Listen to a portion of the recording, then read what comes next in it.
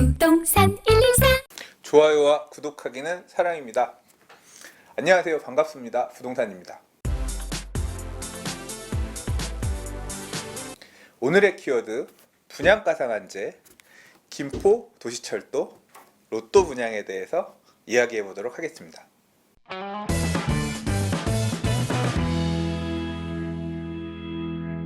일단 분양가 상한제란 제도가 원래 없었던 건 아니고요. 특히 이제 공공택지 중심으로는 적용이 돼 왔습니다. 근데 이제 민간택지 같은 경우는 분양가 상한제 적용이 될 수 있는 규정이 있었는데 작동을 안 하고 있었죠. 그러다가 이제 파리부동산 대책 때 민간택지에 분양가 상한제를 적용할 수 있는 기준을 조금 낮췄는데, 그럼에도 불구하고 실질적으로는 주택도시보증공사가 분양가를 이제 분양 승인해준 기준을 가지고 해서 분양가 규제를 해왔었거든요. 근데 이번에 민간 택지에 분양가 상한제가 작동할 수 있게끔 이제 그런 기준 내용들을 좀 실제 작동할 수 있게끔 개정하는 내용으로 입법 개정을 하겠다, 이제 이런 내용들을 포함했어요. 조금 그 내력을 살펴보면, 그러니까 분양가 상한제, 민간택지 분양가 상한제라고 하는 게 지금 이제 다시 나올 수밖에 없는 이유는 그러니까 이 재건축 사업, 특히 이제 강남의 재건축 사업들이 허그가 분양가를 조금 원하는 금액 수준 이하로 너무 낮게 강제하려고 하니까, 그러면 우리 그냥 집 다 짓고 분양 보증 받지 않고 분양할게요, 소위 말하는 준공후 분양으로 도망가려고 했거든요. 그렇게 하다 보니까 정부 입장에서는 이러면 우리가 분양가를 규제하려고 하는, 어떤 분양가를 낮추려고 하는 이런 노력들이 다 무산되는 거 아니냐, 위기감, 어떤 문제의식을 갖고 있었던 상황이고요. 그러면 분양가 상한제를 적용하게끔 해야 되는데 적용할 수 있는 기준, 근거가 없는 거예요. 그러다 보니까 그러면 뭐 일부에서는 이제 소급입법이라는 얘기도 하는데, 뭐 이번에 해명 보도자료 참고 자료에 보면 소급입법이 아니다, 뭐 이런 식의 해명도 포함되기는 했었습니다만, 과거에는 관리처분계획인가, 분양가 상한제 적용 지역 공고가 나기 전에 관리처분인가를 접수한 재개발 재건축 정비 사업들 같은 경우는 분양가 상한제를 피할 수 있는 어떤 그런 규정이 있었거든요. 근데 이번에 그 내용도 바꿔서 그냥 입주자 모집 승인 신청 전에 분양가 상한제 적용 지역이 공고가 나면 적용되게끔 이런 식으로 바꾼다라고 했어요. 그래서 실질적으로는 타겟팅을 한 거죠. 특히 이제 강남권에 있는 재건축 아파트들의 일반 분양가를 좀 묶어놓겠다, 분양가 상한제란 제도로 묶어둬서 준공후 분양으로 분양가를 좀 자유롭게 가려고 하는 걸 막겠다라고 하는 의지를 좀 드러냈다고 생각이 됩니다.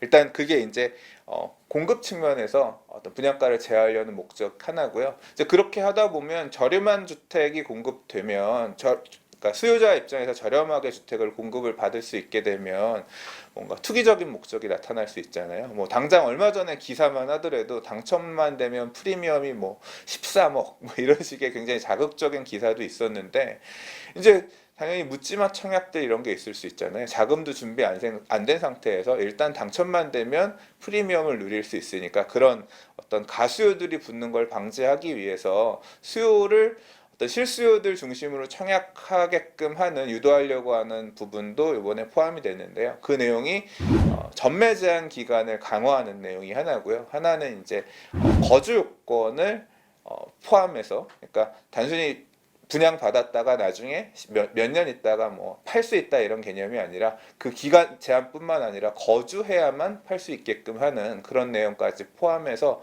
실수요자들, 이 아파트에 들어와 거주를 할 준비가 되어 있는, 준비라고 하는 건 자금적인 부분도 포함되겠죠. 그래서 또는 뭐 아무리 프리미엄이 높게 붙을 수 있는 인기 단지라고 하더라도 생활권역이랑 너무 다른 데 가서 살 수는 없잖아요. 그래서 이제 좀 실수요 중심의 청약을 유도하려고 하는 이런 부분도 포함해서 대책이 나왔습니다.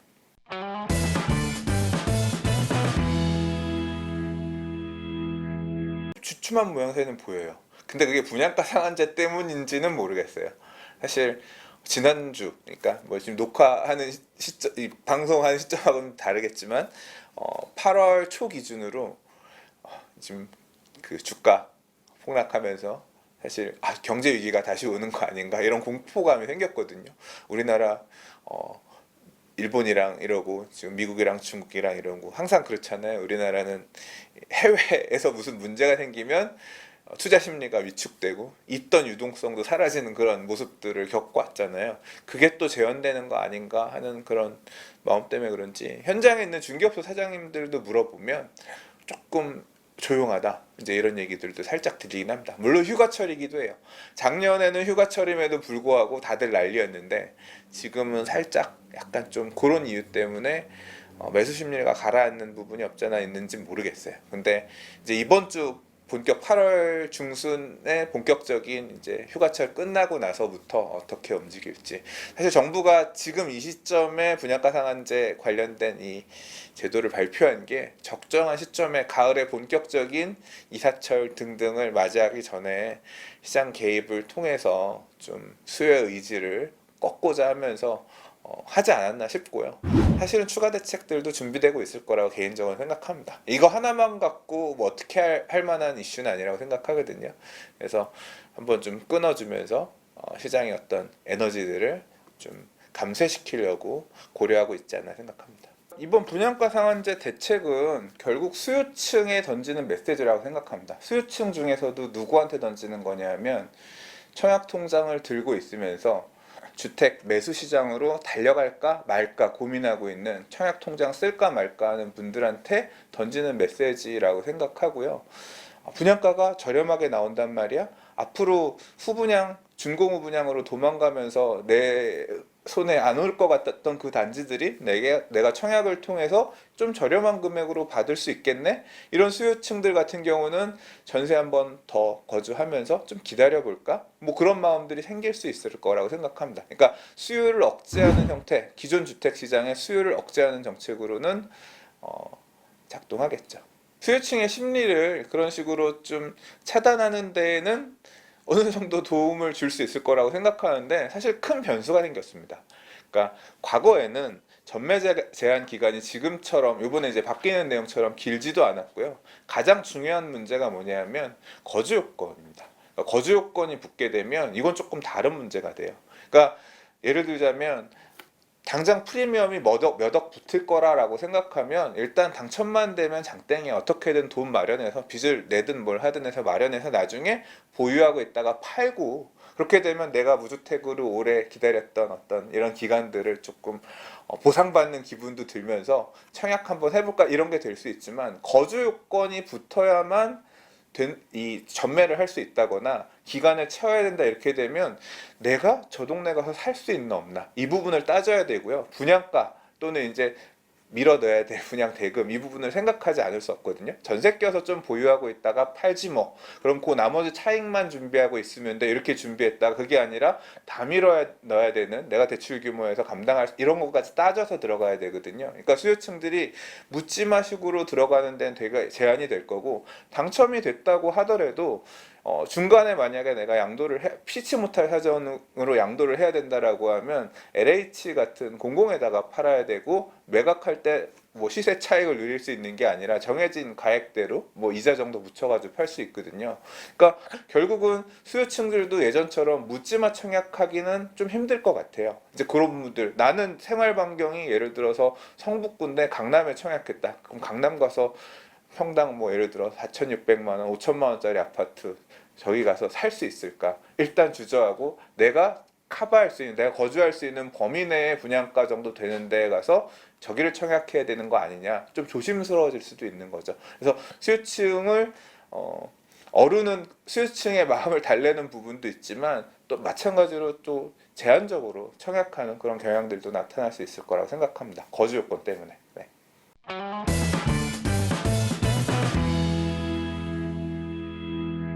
제가 생각할 때 지금이 투자자의 시장인지는 잘 모르겠어요.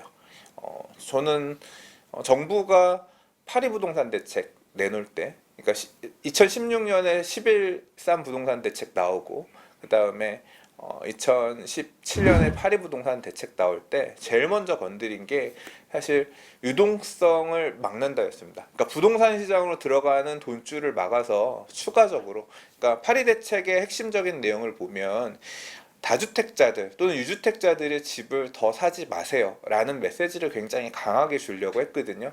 집 더 사실 때 대출도 제한돼요. 그리고 사신 집 나중에 파실 때 양도소득세도 중과될 거기 때문에 남는 거 없을 거예요 라고 해서 유주택자 집 더 사는 걸 굉장히 타이트하게 막았거든요. 9.13 대책도 사실은 어떻게 보면 그 연장선입니다. 아, 임대사업자로 내셔서 더 사시려고 하셨어요? 그것도 안 돼요. 이런 식으로 막은 거였거든요.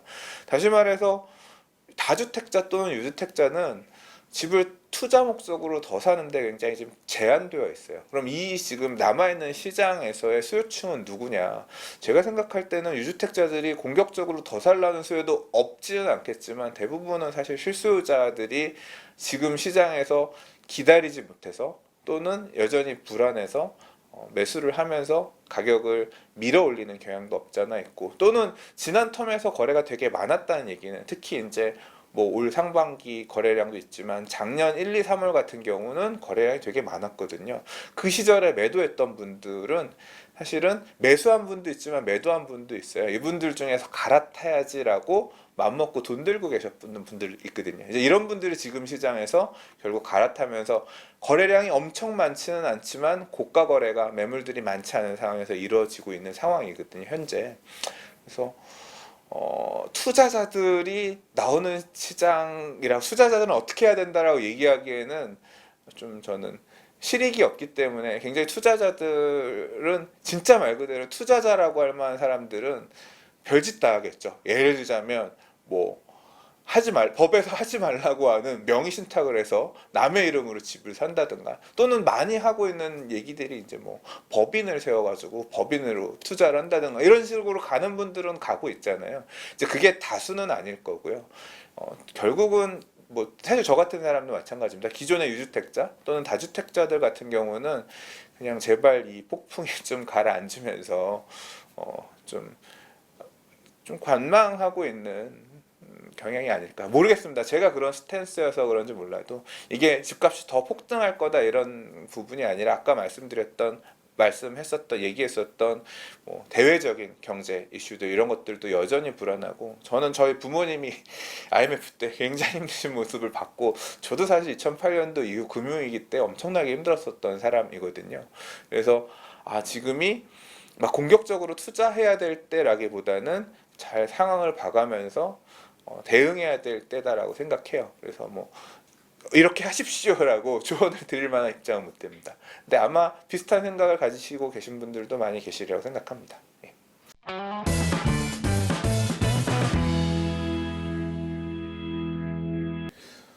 요번에 사실 국토부가 내놓은 보도자료, 참고자료 보면 좀 되게 자신만만하게 낸 것 같아요. 분양가 상한제 민간 택지에 적용해도 공급 물량이 줄어들지 않을 것이다 라고 얘기를 했어요. 그러면서 과거 2007년에 분양가 상한제 적용됐을 때 자료를 꺼냈습니다. 그 내용에 보면 실질적으로 줄지 않았거든요.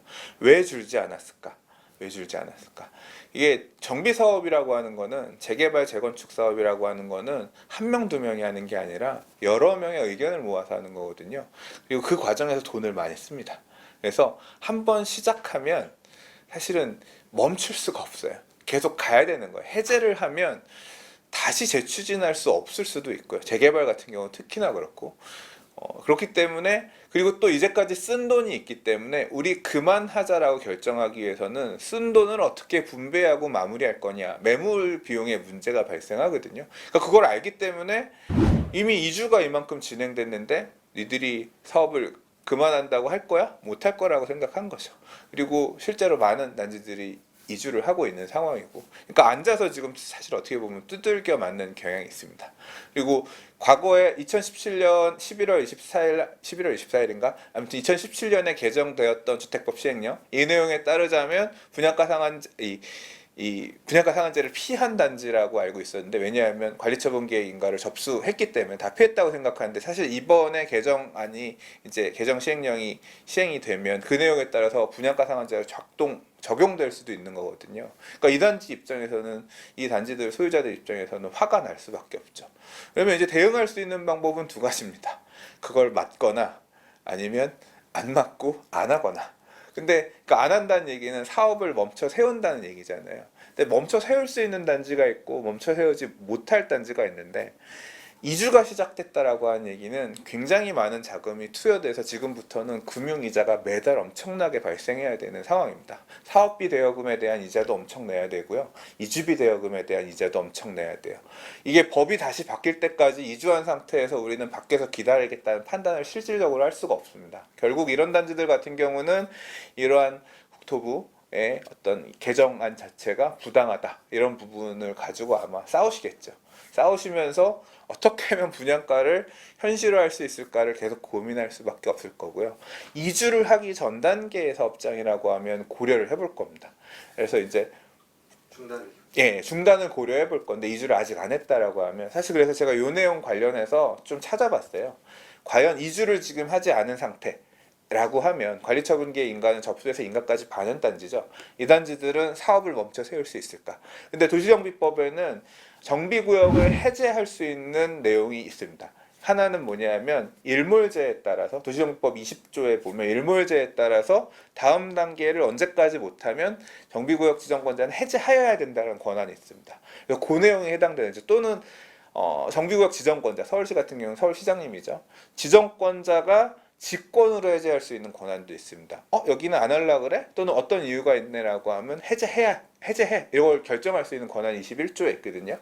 그래서 그 내용을 살펴봤는데 일몰제에 따라서는 해제할 수가 없어요. 일몰제의 마지막 기준은 뭐냐면 조합 설립 인가 받고 사업 시행 인가를 일정 기한 안에 신청 못했으면 일몰제이기 때문에 관리처분 인가가 접수됐다는 얘기는 그거를 피해갔다는 얘기입니다. 그래서 일몰제 20조에 대한 해제는 안 돼요. 그럼 21조에 따른 해제가 가능하냐, 직권 해제가 가능하냐를 봐야 되는데 그거는 지역마다 다 다르기 때문에 시도 조례로 위임을 해놨어요. 그래서 서울시 조례를 보면 서울시 조례에 그 내용이 나오는데 사업 시행 인가 이후에 4년 동안 관리처분계의 인가를 정해진 양식에 따라 신청하지 못하면 해제할 수 있게끔 해놨어요. 근데 관리처분 인가를 접수했다는 얘기는 그 내용에서 피해갔다는 얘기잖아요. 그러니까 해제하지 못해요. 만약에 그렇다라고 하면 이주를 시작하지 않은 재개발 구역들은 직권 해제, 서울시장님, 그러니까 정비구역 지정권자의 직권 해제는 피할 수 있기 때문에 또 그런 데 같은 경우는 피해가는 그런 데들도 나올 수 있을 것 같아요. 그러니까 그 피해갈 수 있으니까 우리 그럼 이주하지 말고 일단 기다려보자 이런 식으로 나올 가능성을 배제는 못합니다. 근데 문제는 뭐냐면 조례는 또 바꿀 수 있거든요. 뭐 서울시 같은 경우는 서울시 조례 개정에 따라서 예를 들자면 뭐 사직 2구역이라든가 5긴 1구역이라든가 역사문화 우선 필요성 이유로 해서 조례를 바꿔가지고 직권해제한 사례들이 없지 않거든요. 관리처분 인가 이후에도 착공을 몇 년 이상 안 하면 직권 해제할 수 있다. 뭐 이런 내용이 추가가 되면 또 그 내용에 따라서 해제가 될 수도 있는 문제이기 때문에 이건 앞으로 진행형이다. 그러나 이주를 안 한 단지들 같은 경우는 멈춰 세우는 부분에 대해서도 고려하는 곳들이 나올 수도 있다고 생각은 합니다. 초기 단계의 재개발 재건축은 어떻게 되느냐? 이제 이런 데들 같은 경우는 사실 경우의 수들이 많은데 초기 단계에서 중기 단계까지 온 재건축들 같은 경우는 사실 분양가 상한제하고 상관없이 사업이 지지부진한 경우가 많습니다. 예를 들자면 여의도 우리 재건축 하고 싶어요. 맨날 얘기하죠. 왜 못해요? 일단 정비계획안을 서울시 도시계획위원회에 올리는데 여기는 아직 지구단위 계획이 만들어지지 않았기 때문에 지구단위 계획 나오면 어차피 다시 해야 될 거니까 심의 보류 이런 식으로 미루고 있거든요. 그러니까 이 다음 단계로 가기 위한 밑단의 작업들이 안 되고 있기 때문에 안 돼요. 안전진단 기준이 강화가 되면서 뭐 여의도에 뭐 40몇 년 된 아파트도 그걸 통과하지 못해서 재건축 못 간다 이런 기사들 많이 보셨잖아요. 그러니까 초기 단계 재건축 압구정, 목동, 여의도 이런 지역들 같은 경우는 지구 단위 계획의 문제, 뭐 여의도 마스터 플랜이나 용산 같은 경우도 마스터 플랜 이런 선행 계획에 대한 문제 때문에 사업이 못 가는 부분도 있고요. 사실은 진짜 큰 변수가 있죠. 뭐냐면 재건축 초과이익 환수제입니다. 재건축 초과이익 환수제 때문에 뭐 대치쌍용 아파트 1차, 2차 같은 경우는 가다가도 초과이익 환수 금액 많이 나오면 우리 그 돈 못 내니까 일단 멈춰서거나 리모델링이라든가 다른 방향으로 선회하는 부분도 고려해보자는 얘기가 이미 기존의 사업 추진되는 데에서 나오고 있거든요.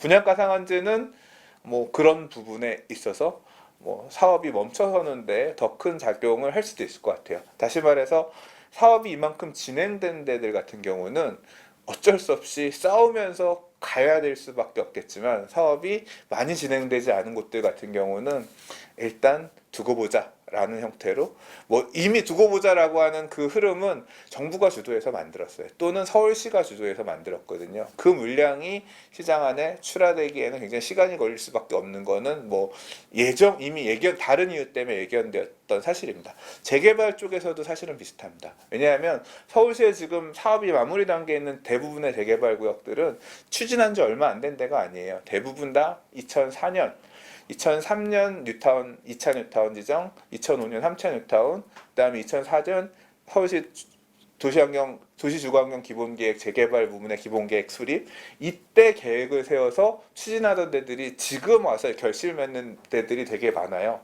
사실 신규 지정은 2010년 이후에 거의 없었거든요. 앞으로 신규 지정 할 거냐?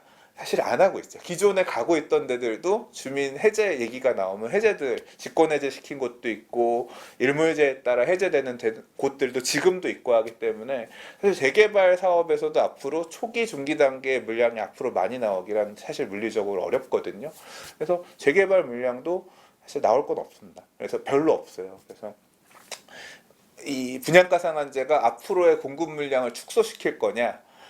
기존에 이미 많이 진행된 데들은 그렇게 영향을 끼치지 않고 지금 아까 그 참고 자료에 보면 13만 7천 세대 정도 된다고 합니다. 151개 단지. 이 물량들은 아마 꾸역꾸역 울며 겨자 먹기로 또는 싸워가면서 하리라고 생각되고요. 그 이전 단계의 정비구역들은 다른 이유로 멈춰서는 데들이 나올 수밖에 없고, 그 물량들은 사실 그 다음 텀에서 굉장히 적은 공급 물량으로 나타날 수밖에 없을 거라고 생각합니다. 지금까지 분양가 상한제에 대해서 이야기를 나눠봤고요. 다음 편에서는 김포도시철도에 대해서 이야기해 보도록 하겠습니다. 부동산